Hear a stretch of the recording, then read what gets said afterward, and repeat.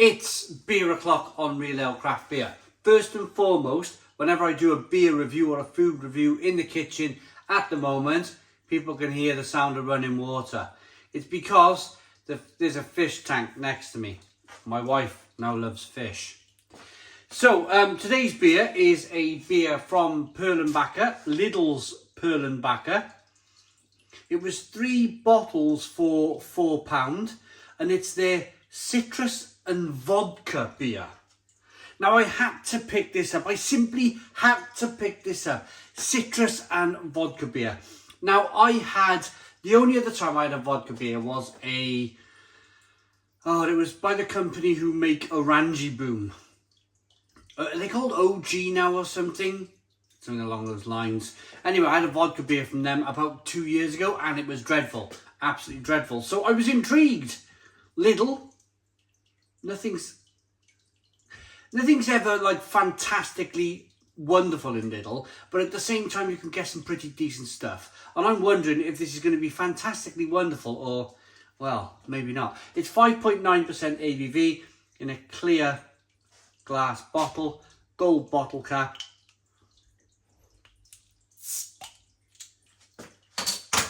Here's the bottle opening. So it might be skunky. Indeed it is, even from this distance. From this distance, it's skunky.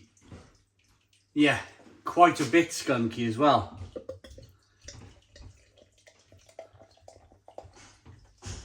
So going ahead with my check pour, being a lager, knocking some of that carbonation out of it. Well, that's quite a carbonated number still, isn't it? Look at the carbonation raging in that glass. Golden amber coloured beer, 2 to 3 finger white head. Clear amber. Let's get the aroma. Here we go then. Right, to be fair, now the beer's, some of that skunk has gone. It was the initial opening of the beer that you had that kind of skunkiness. I'll explain skunkiness in a moment. But it's citrus. And you get that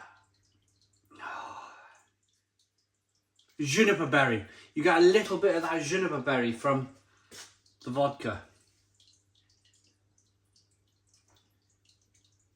It smells okay actually. A little bit of malt in there. Let's dive in. Cheers, everybody.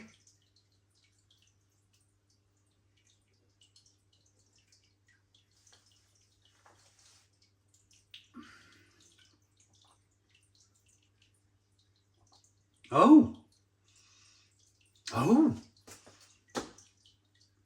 Actually, that's not bad. Now, admittedly, I picked this up not expecting much at all.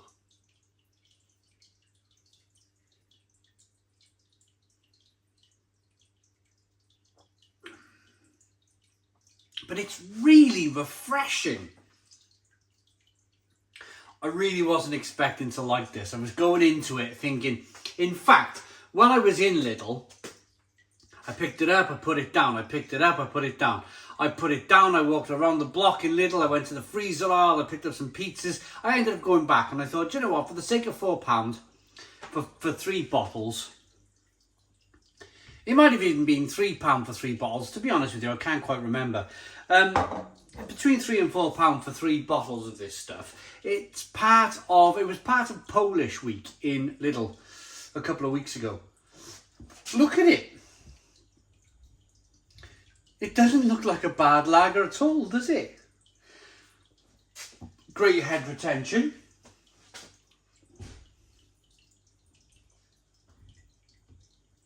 It's really zesty. It's got a really lovely zestiness about it.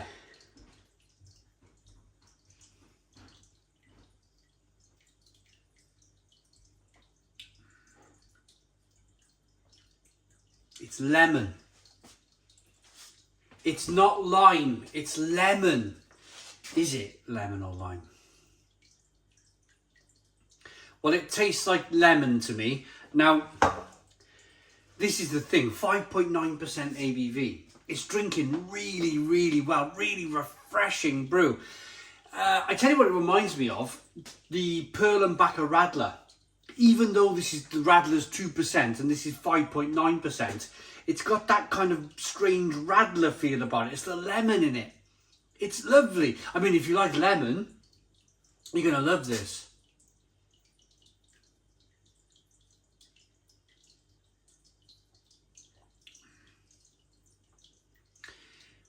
It reminds me of those... Can you remember in the 1990s, if you're old enough, can you remember the ice beers? Can you remember Foster's Ice? What other ice beers were there? Like maybe Carlsberg did one, or they were like a thing at the time, was to produce ice beers. In fact, if you think of Coors Light and you think of the Coors Light adverts, it's all to do with ice, isn't it? They're all based around ice. They're probably the last bastions involved in, or at least advertising, like ice, crisp, ice cold beer.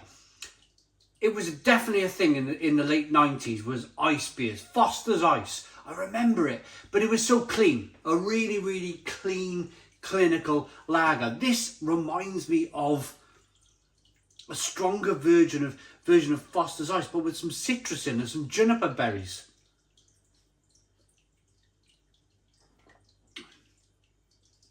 The vodka aspect of it, yeah, it's juniper berry. You're not going to really get...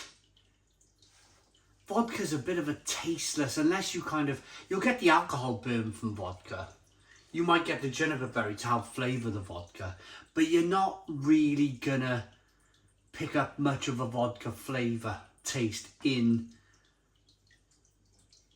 a lager like this.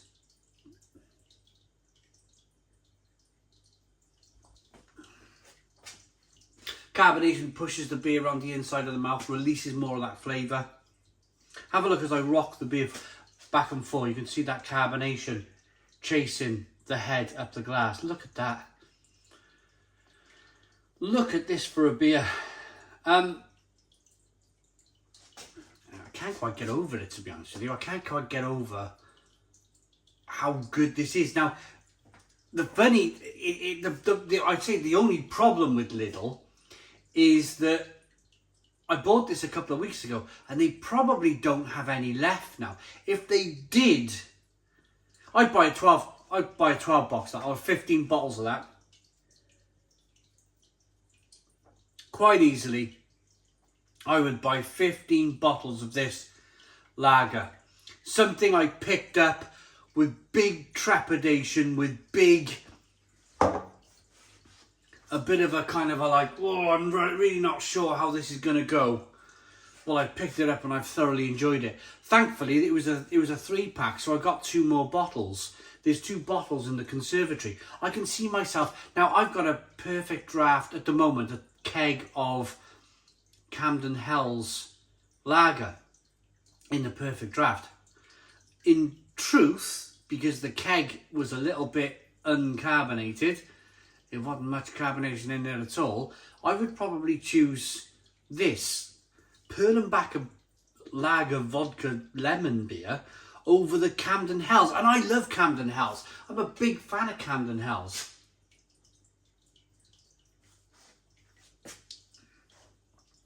So I'm going to rate it. I'm going to rate this one. Looks good, smells good. Initial bit of skunk, that went on the opening.